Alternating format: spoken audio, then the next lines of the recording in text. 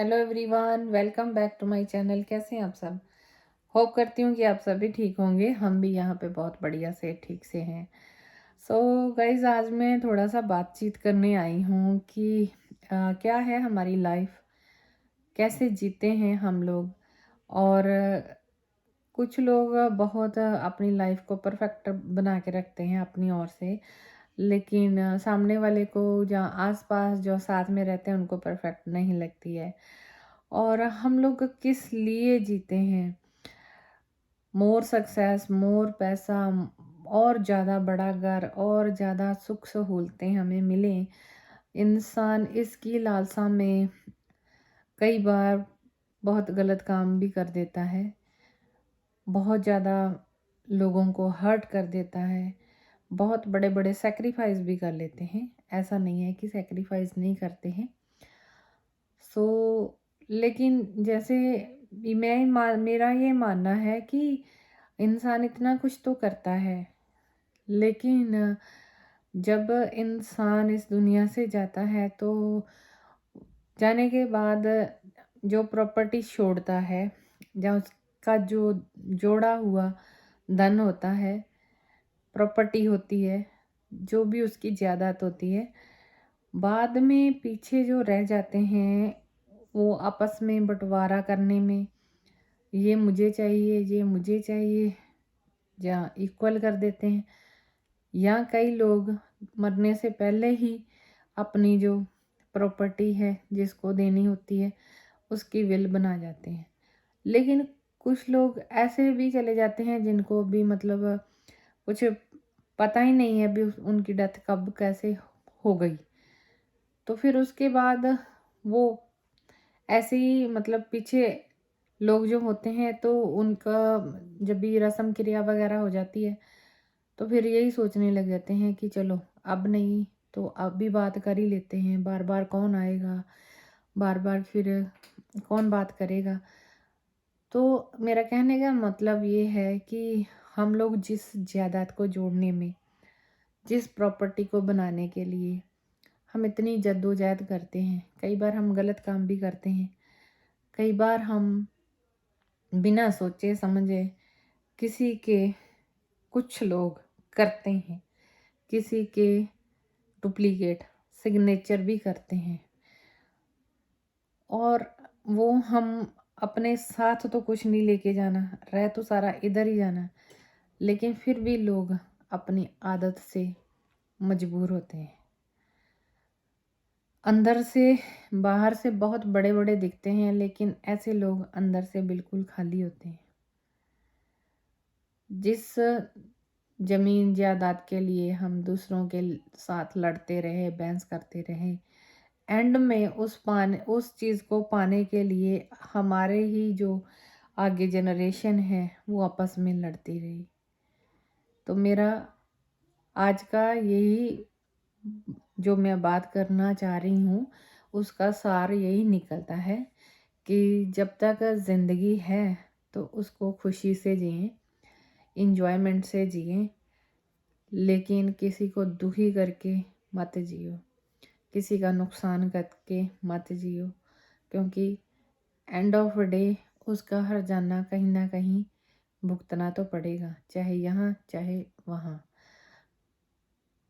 आज हमें लगता है कि मेरे जितना कोई समझदार ही नहीं है, मेरे जितना कोई स्मार्ट ही नहीं है, मेरे जितना कोई इंटेलिजेंट नहीं है, लेकिन वो इंटेलिजेंस ही सारा कुछ खाक में मिल जाती है जब इंसान यहाँ से चला जाता है। तो अभी तो लोग क्या कर रहे हैं कि एक इंसान जब होता है दुनिया के अंदर तो 100 जगह उठता बैठता है, लेकिन हम लोगों का आजकल रिवाज बन गया है कि जब रस्म क्रिया होगी तो सब अपने अपने घरों में, किसी को साथ बैठने का भी टाइम नहीं है, चाहे वो रियल ब्रदर सिस्टर ही क्यों ना हो। तो ऐसा मैं इसलिए कह रही हूँ कि इतनी अच्छी कंट्री है हमारी न्यूजीलैंड। इंडिया भी बहुत अच्छी कंट्री है, वहाँ पे रहने वाले लोग ख़राब होते जा रहे हैं, मिनिस्टर ख़राब है, हमारा सिस्टम ख़राब है ऑल टुगेदर। जब मैं कहूँ तो अभी यहाँ पे क्या हुआ है जिसके लिए मैं ये सारी बात कर रही हूँ।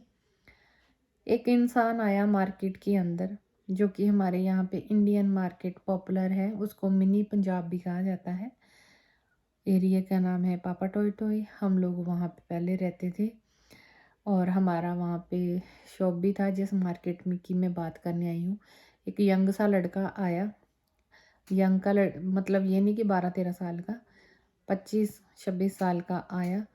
और वो 3 या 4 शॉप्स पे शॉपिंग करके और उनको बोला कि मेरे पास कार्ड अभी नहीं है। जैसे कि आप सभी को मैंने बोला कि यहाँ पे कार्ड रखना ही प्रेफरेंस करते हैं, कैश कैरी नहीं करते हैं साथ में। कोई मतलब सिस्टम पहले से नहीं था, लेकिन जब से ये कोरोना हुआ है तब से तो और ये मतलब बंद कर दिया है। लाइक जितना टच कम करें, अगर कैश होगा तो उसको आप भी टच करोगे, जिसको आप सामने वाले को दोगे वो भी टच करेगा, तो कैशलेस चल रहा है। तो शॉप्स पे गया, गोल्ड ख़रीदा, अपने कपड़े वगैरह ख़रीदे अपने लिए, या फ्रेंड के लिए, जहाँ वाइफ के लिए, जहाँ गर्लफ्रेंड के लिए, पता नहीं। और जाके यही बोला कि पाजी सॉरी, मेरा ना कार्ड, मेरा वॉलेट जो है गाड़ी में रह गया है और गाड़ी थोड़ा दूर पार्क की हुई है, या कुछ भी उसने एक्सक्यूज़ लगाया।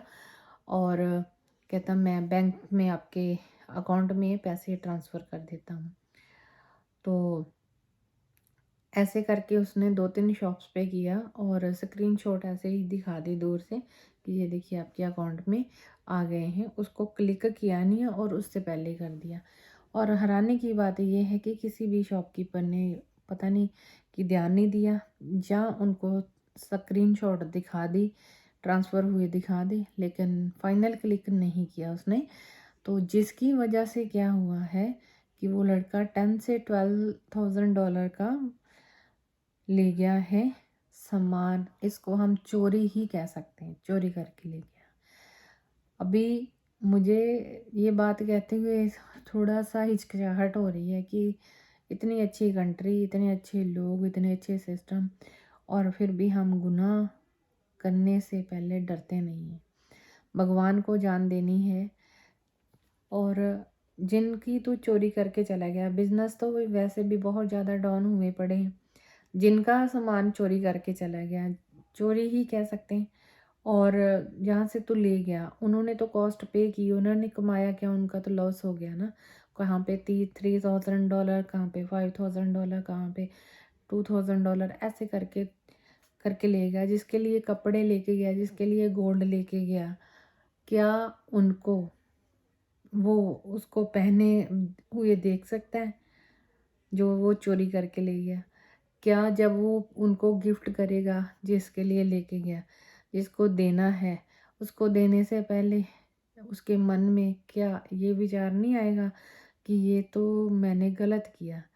जब उसको पहने हुए देखेगा तो उनको वो शॉपकीपर्स के चेहरे नज़र नहीं आएंगे? तो ये तो एक चीज़ है। अभी हमारे, मैं कंपैरिजन नहीं करना चाहती, लेकिन मेरे को बोलना पड़ता है कि ये लोग ऐसा करके हमारी जो गर्दन है नीचे कर रहे हैं। बहुत सारे इंडियंस ने बहुत अच्छे अच्छे काम करके वर्ल्ड में, अपने हर कंट्री में अपना अपना नाम बनाया है, अपनी कम्युनिटी का नाम बनाया है। लेकिन कुछ लोग ऐसे भी हैं जिनका मतलब नाम लेने से ही शर्म आती है। तो जैसे अभी हम कह सकते हैं कि जैसे मौसमों के अलग अलग रंग होते हैं, ज़िंदगी के अलग अलग रंग हैं। और कुदरत, सुबह होती है तो सूरज आ जाता है, रात होती है तो तारे चंद्रमा आ जाते हैं। तो ऐसे लोग भी भांति भांति के हैं, अलग अलग प्रकार के हैं, बहुत अच्छे भी हैं और बहुत ख़राब भी हैं। तो इसलिए उसकी अभी 2-3 दिन से न्यूज़ काफ़ी आ रही थी, तो मैंने कहा कि शेयर करती हूँ आप लोगों से भी ऐसी बात।